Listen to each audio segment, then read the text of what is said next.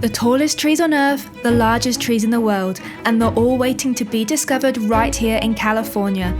So we set out to visit Redwood, Sequoia, and Kings Canyon National Parks to experience these incredible giants for ourselves.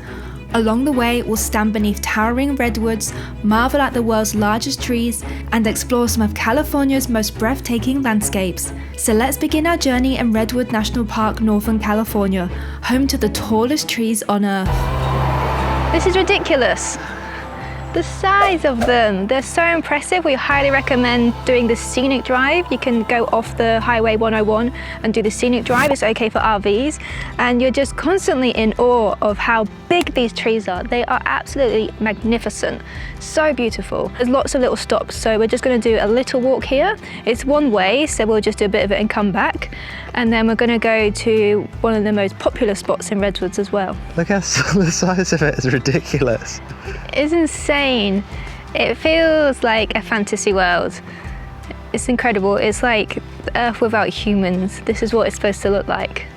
Now, people often come to this park and they want to find the tallest redwood. They're all very, very tall. You don't have to necessarily look for the tallest one.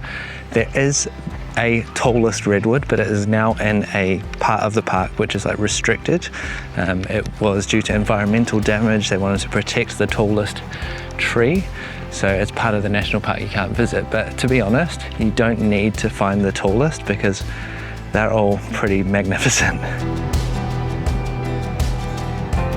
We have come to Big Tree. I think this is the biggest tree that you can visit in Redwoods, and it's absolutely beautiful. It's about 1,500 years old, and it is really easy to access just off the car park, and it's so beautiful. We're on the Cathedral Trees Trail, and there's a fallen tree. It is huge, the base of it. And what's crazy is that trees have actually taken root on the fallen base and are growing up out of it. It's so cool. Even when it dies, it lives on.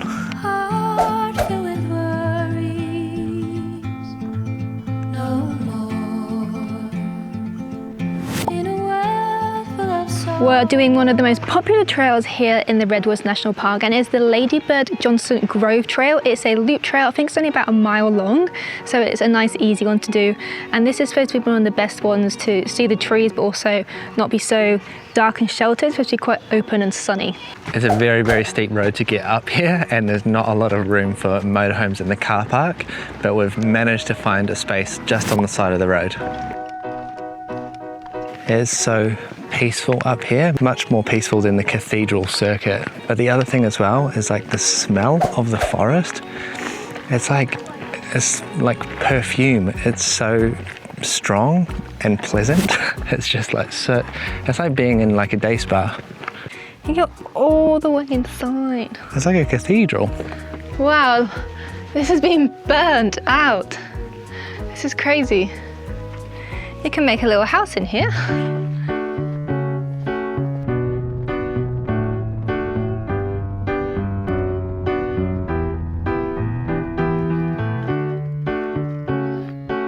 There's lots of trails all over the national park. This one is the General Grant Grove. Already from the car park you can see how big these trees are. They are massive. There's actually two trees combined, it looks like. I want to get super close to one so I can show you. Little thing is a chipmunk, and there are chipmunks all over this park. We're used to seeing lots of squirrels, but it's our first chipmunk, and they are so tiny and cute. Oh my god, he's so cute! It's pretty big. Wow. You can't really go close to any of the trees, can you? It's really, really hard to capture the immensity of these trees. I feel like you just got to get as close as possible, but there's like a guard rail all around, I guess to protect the tree and its roots and base. But you might be able to tell just from this how epic that tree is.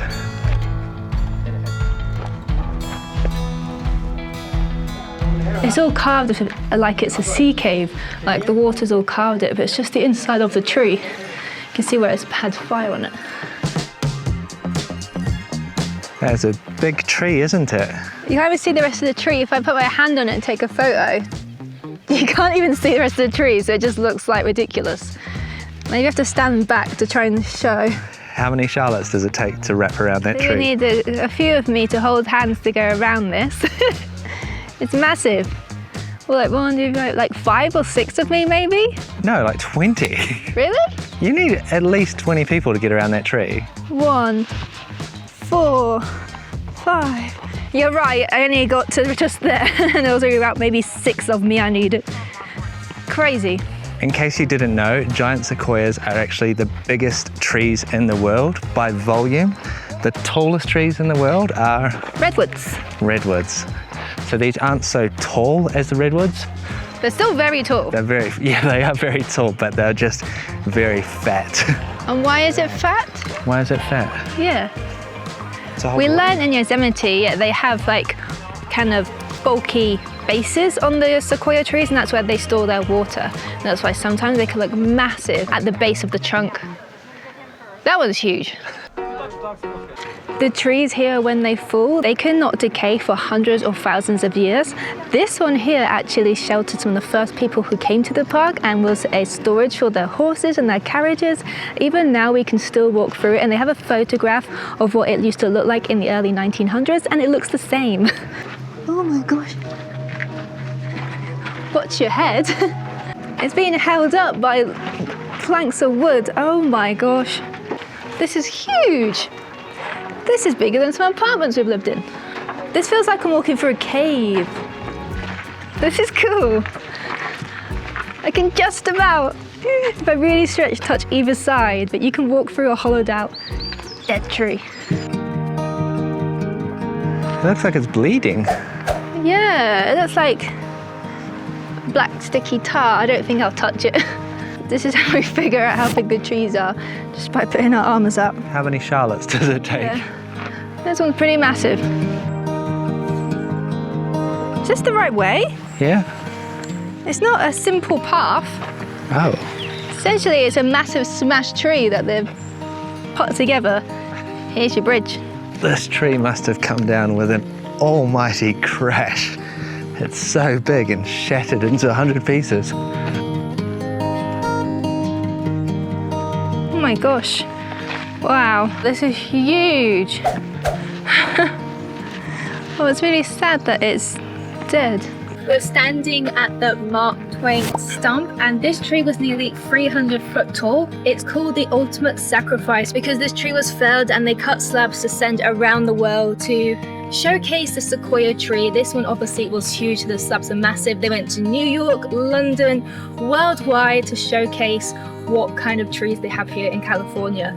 But from that means that we have lost this humongous tree. This is only a reminder of what is left of it. But because of that, they are now protecting a lot of these giant sequoias in the park. We've been driving in the Kings Canyon Scenic Byway, which has been absolutely spectacular. And as we were making our way to Kings Canyon that borders the Sequoia National Park, we came across Boyden Cavern. They have tours running daily, and we decided to join one. It's going to be a 45-minute tour through a cavern. It's only going to be 12 degrees in there as well, so we can cool down. It's hot today. Just the car park for Boyden Cavern is a beautiful spot as well. We've just been sitting in the RV having lunch with this flowing water right behind underneath these huge towers.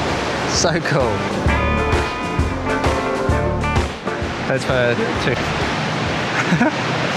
Disinfect our feeties.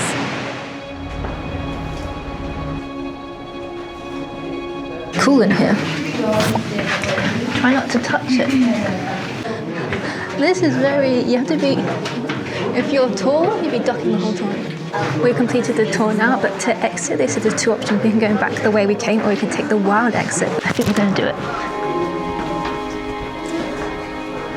That was really cool. We just spent about 30-45 minutes through the cave, and the person who discovered it, I think it was around 1907, they believe also slept at the entrance of the cave, and they know that because there's soot on the ceiling where he had his campfire, which actually destroyed the ecosystem. It can't grow anymore.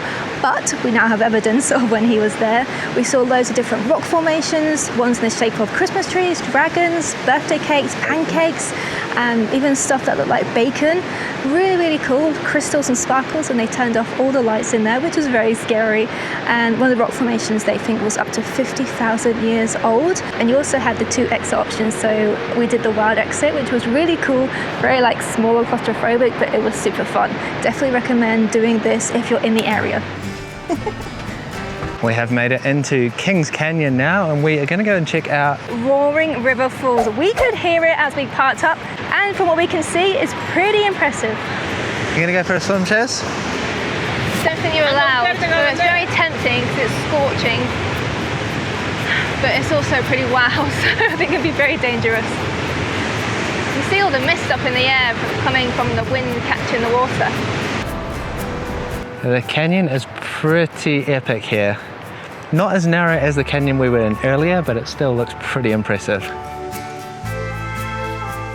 Another waterfall stop on the Scenic Byway, and this is Grizzly Falls. It's very easy to get to, so is the other one, and this has a lovely waterfall. No swimming again, I think, but it's a lovely area to come and have a look, and it's actually much cooler by the waterfalls because you have all like the mist and the wind, which is nice. Right, so we've made it to Road's End in Kings Canyon, and there's not a lot to do unless you want to do some hiking, but I would advise you get here very early because it is so hot during the middle of the day. It's a beautiful place to drive through, and I think that's the main part of it, but hiking is also another big aspect. We've got massive rock walls around us. It is pretty epic. We're going to head back up to the top of the valley to get to camp. This is one of the main viewpoints as you come down into Kings Canyon. It's called Vista Point, and I tell you what, it is a bloody good view. Look at this. We can see all the way down to the river below. It's afternoon now, so we're getting that nice afternoon light. Still very warm, but an amazing view of the mountain ranges all around.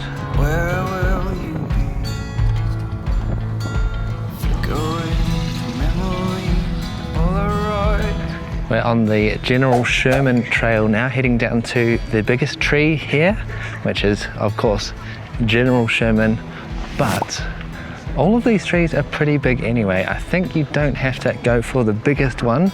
They're all pretty impressive, they're all pretty massive. Same story in the Redwoods. It's kind of a fruitless endeavor to try and track down the tallest tree because they're all really, really impressive in themselves. What do you think, Shiz? It's a very big tree.